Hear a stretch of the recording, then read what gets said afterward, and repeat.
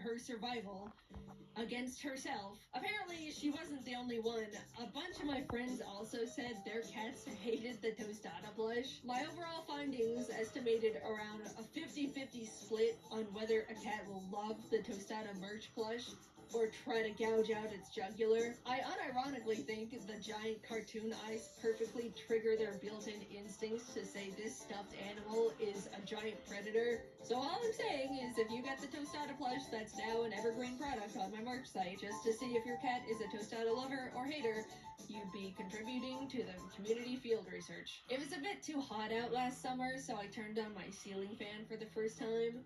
Tragically, since Tostada's never seen it move before, she was petrified and refused to come into my bedroom anymore. Normally, her fears don't interrupt her or my daily life, but I was really upset she wouldn't fall asleep curled up on me anymore. The fear of the in-motion fan overpowered her love of bedtime, and it was a dark period for the household. Eventually, I was able to condition her to the fan, but she still needs to look directly at it for a bit every once in a while to make sure it isn't gonna fall down and slices into cubes. How ironic it is that my birds, who can be killed by a ceiling fan, have no fear of them at all, but my cat, who cannot be killed by the ceiling fan, needed exposure therapy. I think the objectively wackiest thing Tostada is actively terrified of is Fraser after he gets a haircut. Once a year, we take Fraser to get his fur shaved down because it gets way too long for him to take care of, and he quite literally will try to slit our wrists if we try to brush him. It's been the best system that works for all of us,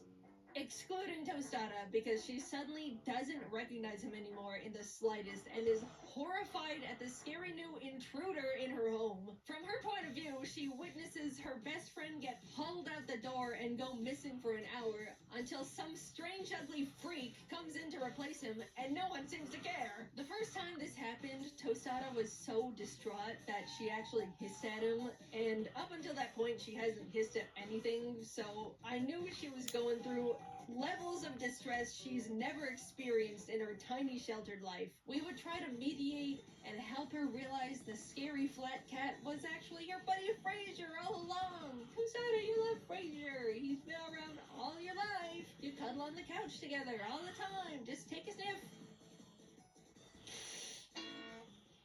I assume it's probably the shampoo that the groomer uses that washes away Fraser's familiar scent. And then, of course, he looks different. So nothing about Fraser is recognizable to Tostada at all anymore. We quite literally have to wait out an entire week for him to grow his fur back out a little, and